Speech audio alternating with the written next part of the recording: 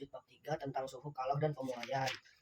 Suhu benda yang dipanaskan maupun didinginkan pada suhu tertentu menyebabkan benda mengalami perubahan sifat fisik. Sifat fisik tersebut dinamakan sifat termometrik dan lain panjang benda zat, tekanan gas pada volume tetap, volume zat cair pada benda yang berpindah, volume dan gas, tekanan tetap dan hambatan listrik zat.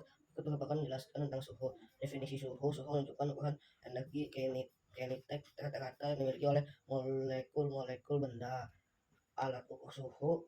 Suhu benda yang diukur menggunakan indera perasa manusia akan menghasilkan ukuran suhu yang kualitatif. Ukuran suhu secara kuantitatif hanya dapat dilakukan menggunakan alat ukur suhu disebut termometer.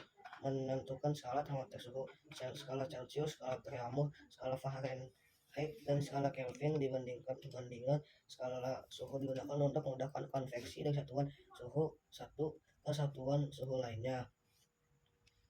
Hubungan antara skala Celcius, Raymond, Fahrenheit, dan Kelvin dapat dituliskan sebagai berikut. Skala Celcius, Raymond, atau Fahrenheit, Kelvin sama dengan C bagi R atau F bagi 32 atau K kurangi 273 sama dengan 5/4, 9/5. Hubungan antara skala suhu dapat dituliskan dalam bentuk matematis sebagai berikut.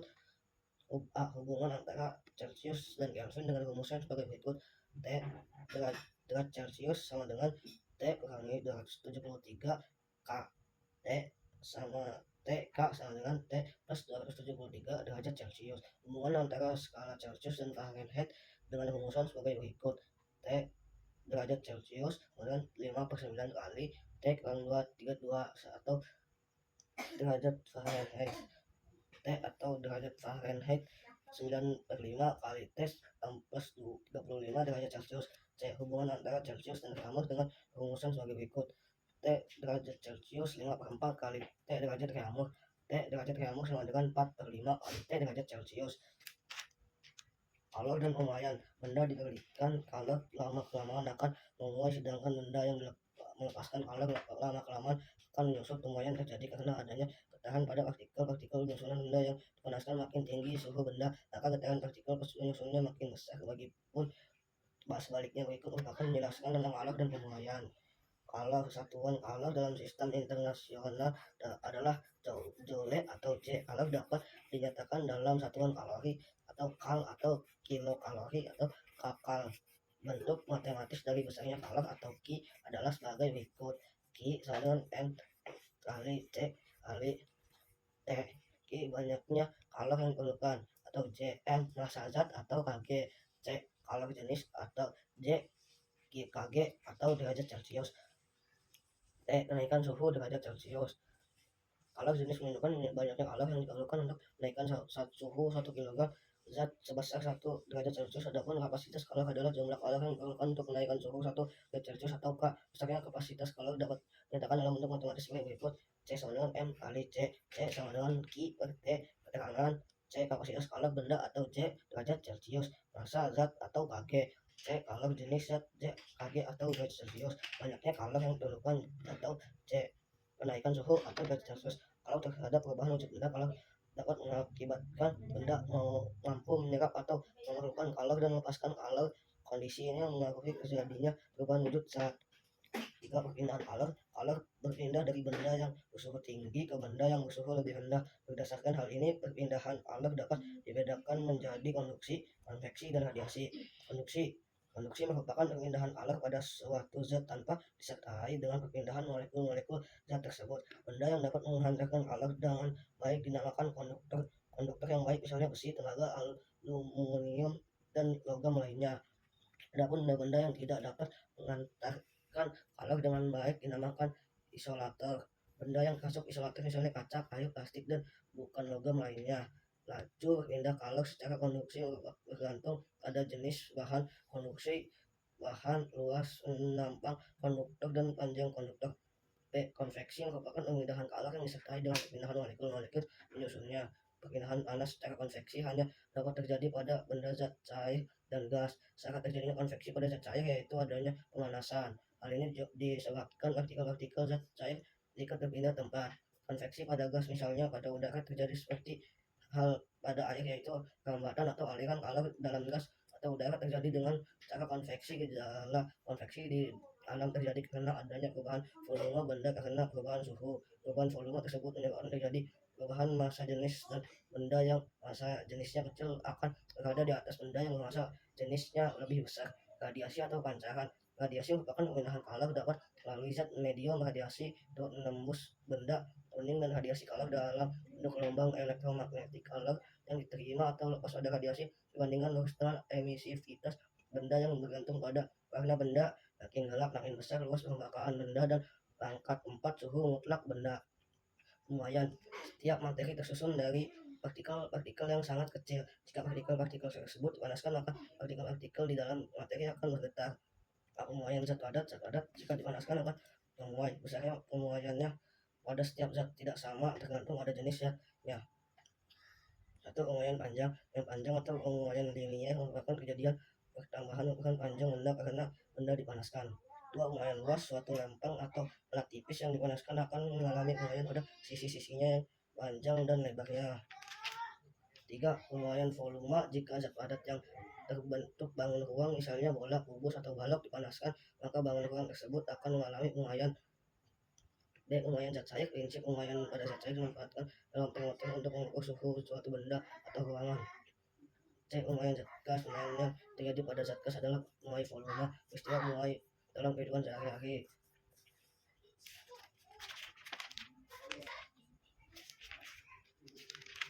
Lanjut bab 4. Gerak dan gaya. Gerak dapat terjadi pada makhluk hidup maupun benda mati. Gerak pada makhluk hidup dapat terjadi karena ada gaya dari dalam maupun adanya gaya dari luar. Adapun gerak pada benda mati hanya dapat terjadi akibat ada gaya dari luar. Benda yang bergerak dinamakan objek gerak, sedangkan seorang yang mengamati benda bergerak dinamakan sebagai pengamat. Gerak suatu benda dan bersifat relatif yang tergantung pada posisi atau titik acuan yang digunakan untuk melihat benda bergerak tersebut. Gerak benda dipengaruhi dengan adanya jarak, perpindahan, kecepatan, kelajuan, dan percepatan. Berikut merupakan penjelasan tentang gerak benda. Posisi atau kedudukan menunjukkan letak benda dalam waktu tertentu terhadap suatu acuan. Dua, perpindahan yang dialami oleh benda dapat diperoleh dari perubahan posisi pada benda dalam selang waktu tertentu dari posisi awal sampai posisi akhir, dan memperhitungkan bentuk lintasan. Tiga, jarak. Coba perhatikan kembali gerak pada yang bergerak dengan titik kemudian balik ke titik B. Gerak benda tersebut menunjukkan perpindahan yang nilainya 0 berbeda dengan jarak benda tersebut telah menempuh jarak sebagai hasil penjumlahan perubahan posisi yang telah dilalui. Kelajuan. Pernahkah kalian perhatikan jarum menunjukkan speedometer sepeda motor? Ketika sepeda motor melaju dengan maka jarum menunjuk speedometer bergerak. Apa besarnya yang ditunjukkan ketika speedometer pada sepeda motor mengarah angka 75 km per jam? Angka 75 km per jam menunjukkan nilai kelajuan. Kelajuan menunjukkan perubahan jarak yang dialami benda terhadap waktu yang diperlukan selama benda bergerak. Kelajuan termasuk besaran skala yang nilainya selalu positif sehingga tidak memperhatikan arah. Rumus kelajuan F sama dengan S per T. Keterangannya, F kelajuan atau M per S. S jarak, M waktu, S pada suatu ketika nilai kelajuan dapat bernilai tetap, artinya kelajuan gerak benda pada setiap bagian jarak yang ditempuh dalam waktu sama. Kecepatan merupakan perubahan kedudukan suatu benda terhadap waktu. Kecepatan termasuk besaran vektor sehingga memiliki arah.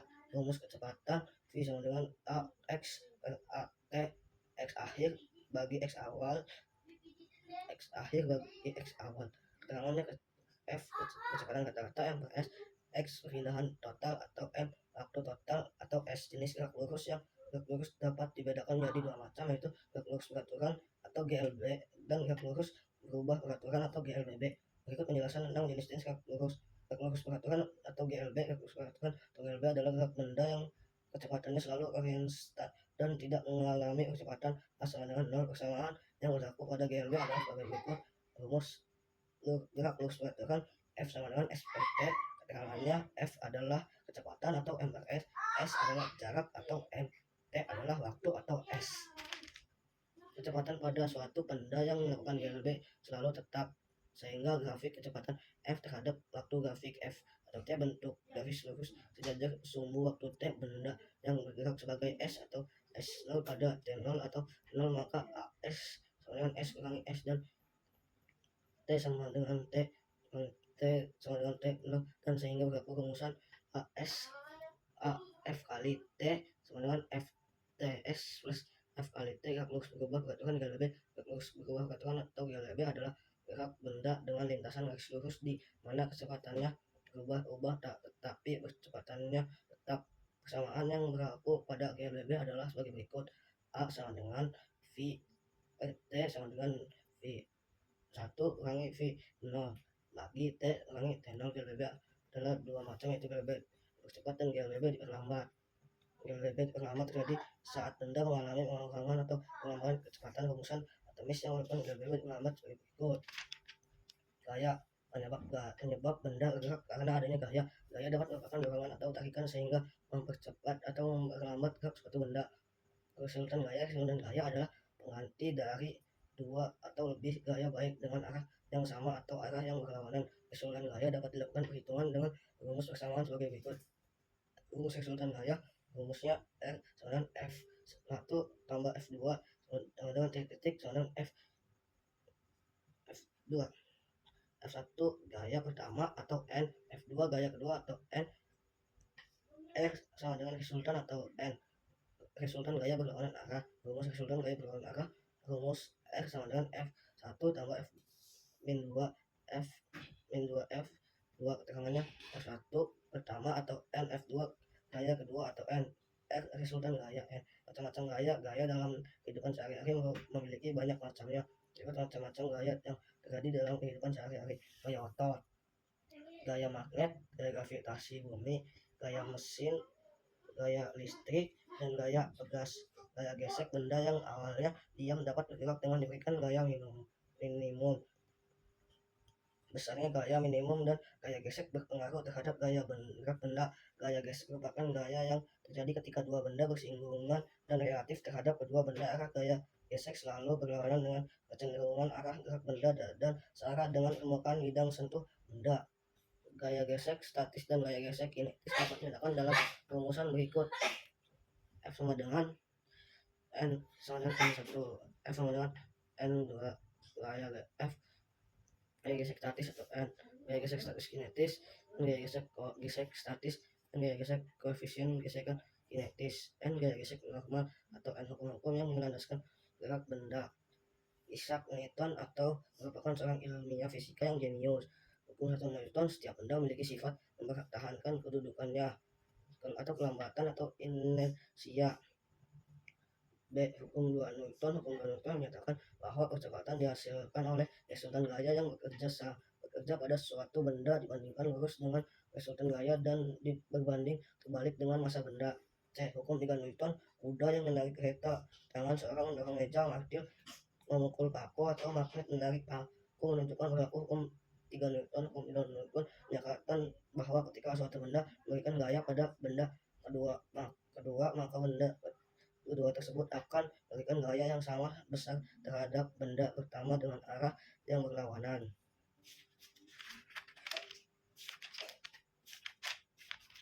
Sekian dari saya. Wassalamualaikum warahmatullahi wabarakatuh.